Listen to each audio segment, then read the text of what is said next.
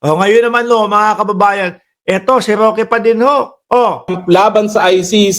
yan, si Roque na naman. Hanggang ngayon, hindi po hihinto itong si Roque, mga kababayan, hanggat hindi po napapabagsak ang gobyerno ni Pangulong Bongbong Marcos. Tuloy-tuloy lang po yan. No? Pati nga si Trump, dinadamay na eh. Pati si Trump, dinadamay na. Pakinggan nyo ang sinasabi dito ni Roque, mga kababayan. Oh. Hindi ka pagbibigyan dahil ang tingin niya ngayon sa'yo, kalaban. Oh. Ang binabanggit po dito, mga kababayan, ni Harry Roque ay ang Pangulong Bongbong Marcos. No? Hindi ko lang sigurado kung ano yung sinasabi niyang hindi pagbibigyan ni ng Pangulo ng Estados Unidos na si Donald Trump po, mga bossing. Dahil ang tingin daw po, kalaban. Roque, baka nakalimutan mo, baka hindi mo napanood yung pagkakamay ng dalawang Pangulo habang umattend ng burol ng Pope. Oh, maayos naman, nagkausap, nagkaharap. Di po ba, nandun pa nga si First Lady? Di ba? Magalang. Naggalangan yung dalawa. O, paano sasabing kalaban? O, tuloy mo nga. Kinontra mo yung pulisiya ni Trump laban sa ICC dahil ikaw pa ang nag-surrender kay Tatay Digong kay Yung ICC usapang US, Estados Unidos, sila-sila lang yun doon. Walang pakialam si Donald Trump sa Pilipinas. Isinasama mo, pilit mong isinasama si Donald Trump.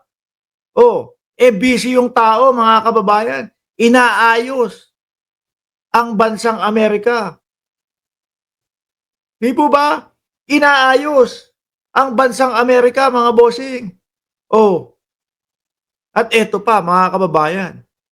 Trump versus Elon Musk. O di po ba? Madaming inaasikaso si Donald Trump. Kaya yung sinasabi nyo, o pati sama mo na si Bellica, na sumulat daw kay Donald Trump, humihingi ng tulong para palayain si Pangulong dating Pangulong Rodrigo Duterte. O nasa na yung sulat? Ano nangyari? Wala. Di po ba? Roque, hindi kasama yung call a friend para mapalabas ang dating Pangulong Duterte. Di ho ba, mga kababayan? Ano pa pinagkakabalahan ngayon ng presidente ng Estados Unidos? O yung, ano ba tawag nila doon? Golden Dome? O busy din si Trump doon. Naku, napakalaking bilyon. Daang bilyong dolyares so yung proyektong gustong mangyari ni Donald Trump, mga kababayan. Yung kumbaga, kung sa Israel po, sila may Iron Dome ho doon, mga kababayan. Sa Estados Unidos naman po, ang plano ni Donald Trump ay magkaroon ng Golden Dome, yung isang buong Amerika. No, kahit nuclear pa, ang iba mo sa kanila, malabong pumasok, malabong tamaan sila. Kasi merong Golden Dome. At yun nga, yung iniiyak ng China. Abala si Trump doon, oy. Roque, doon nakapokus ang atensyon ni Trump. Umiiyak yung China ninyo. Bakit daw? Kasi daw, pagkadami-dami nilang mga missile, pagkadami-dami nila, naghanda sila ng kung ano-anong mga ibabala kung sakali sa Estados Unidos. Tapos ganun lang daw pala gagawin ni Trump. Lalagyan sila ng Golden Dome. Di sayang lang, yung mga missile-missile ng mga China ninyong pinagtatanggol, diba sabi ni Lorena, Peggy, susme, idinamay pa si Trump. Si Roque talaga. Lahat to, nadamay yan, mga kababayan. Yung tipo bang sila ay close ng presidente ng Amerika, di ba, Kian? sa ICC. Bukod pa yan, doon sa katotohanan na ang sinurrender mo, personal na kaibigan ni Trump. Wow! Personal na kaibigan ni Trump. Alam ko nga po yung mga etong sila Bato de la Rosa, si Bato de la Rosa, natanggalan yan ng US visa. Wala pa akong naririnig na balita na ibinalik na yung US visa ni Donald Trump. Ni Bato de la Rosa. Personal na kaibigan, di wow. Nangangarap po yata Sabi ko sa inyo mga kababayan mahilig sa mga saging ito Oh, lalo na si Roque. Mahilig ho sa saging. Oh, tigilan nyo yung mga berdeng iniisip ninyo. Alam ko ang iniisip ninyo, berde, ano? Ibig ko sabihin, mahilig sa saging. Puta, mga assuming. Oh, mahilig sa potassium. Di ba? Nasobrahan sa potassium. Ina-assume na hula. Kaibigan namin si Trump. Sabi ni Koiski, sumubo ka na lang, Roque, para matahimik ka. Tuloy mo nga, Kung kayo naman talaga ay nasa tamang pag-iisip, kung kayo talaga ay hindi naman high, dapat na-realize nyo.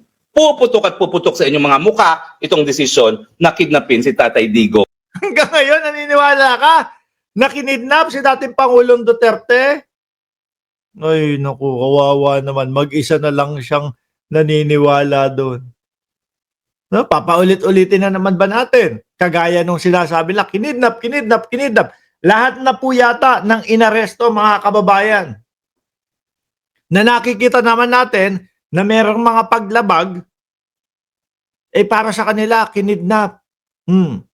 Yung iba doon, kailangan nilang patunayan na sila ay hindi gumagawa ng kalokohan o mali o hindi totoo yung reklamo sa kanila kagaya ni Kibuloy. Kaya lang, base doon sa instruction po mga kababayan, kapag human trafficking ang iyong kaso, no bail ka. Same po yan nung kaso nung taong nagsasalita sa harap natin. Si Roque. Pag yan ho ay nahuli mga kababayan at naiuwi sa Pilipinas, naku po, wala mga bossing. Kahit magkano pa gusto niya lang i-bail, hindi uubra yung bail niya. Matutulog siya doon sa oblo kasama nung mga topless. At least magiging masaya si Roque. Hindi na ho hindi na ho. Tingnan natin kung mapapatopless natin itong mga kakosa ko. Hindi na gano'n, Roque. Di ba? Hindi na. Ay instant mga nakatopless na sila doon. Baka pati ikaw nakatopless din doon, Roque. Sabay-sabay kayo, maglilinisan kayo ng tubo. Ano iniisip niyong tubo na naman? Yung tubo, yung mga lababo, mga kinakalawang yun. Yun ang ibig kong sabihin na linisan ng tubo. Diba? Yun yung ibig sabihin natin na linisan ng tubo, mga kababayan. Syempre, meron dong meron dong mga lababo. Yung mga preso po ang naglilinis, no? Diba, Roque? Syempre, gaganunin mo yun. Lilihain mo. Diba? Para mawala po. Madaming kinakalawang na tubo doon, malamang, Roque. Tapos, kailangan mong matuto na dumampot ng sabon. O baka marunong kang dumampot ng sabon. Syempre, kapag yung paghawak mo yung sabon, madulas mo yun. Minsan, dudulas-dulas sa kamay. Uy! Mag-enjoy si Roque doon, mga kababayan. Pag ito, umuwi na ng Pilipinas at pasok sa oblo. Papunta ng Hague para litisin ng ICC. Hallelujah, God is good. Ang iyong pananatili may God is good pa. Ang iyong pananatili, ano? sa pangyarihan, Marcos Jr., ay nakasalalay rin sa suporta ng Amerika na sa ngayon, wala kang aasahan. Wala daw aasahan. Kahit ano pang sabihin mo na nandiyan ang China, lulusob, wala ka pa rin aasahan. Wala ang China ninyo. Wala. No, ayun. Ako nalulungkot po ako sa nangyari sa China, mga bossing. Nalulungkot po ako para doon sa mga citizen nila. Ano po, nakakalungkot po kasi madaming nawalan ng trabaho sa kanila. Pero, mali din po kasi ni Xi Jinping yun, mga bossing. No, masyadong magulang. No, ayan, ngayon, isang pitik lang pala, isang taripa lang pala. Ang katapat, 145 taripa. Yari, nag-alisan, no? Siyempre, sino pa o-order from China? Tapos napakalaki ng mapapatong doon sa in-order nila. Di po ba, mga kababayan? Pilay po ang China ngayon. At ako ho, naniniwala, mga bossing, no? Na napigilan ni Trump yung World War. Kasi 'di ba, nung hindi pa ho nung hindi pa ho nakaupo si Donald Trump, mga kababayan, ano pa abala ang China sa paninikil, no? Sinisikil nila yung Taiwan para talagang bumalik sa kanila. Ganon din po ang ginagawa sa Pilipinas. O nung nagbagsak si Trump, 145 taripa, nawala na yung atensyon nila doon sa mga pag-aagaw. Puro ano na lang ho, puro mga propaganda na lang. Napunta ang atensyon nila kung paano nila aayusin ngayon yung ekonomiya nila. O di ba, Roque, alisin muna kita para kang laging susubo sa lahat ng mga sa lahat ng video mo, sa lahat ng mga picture mo, para lagi kang susubo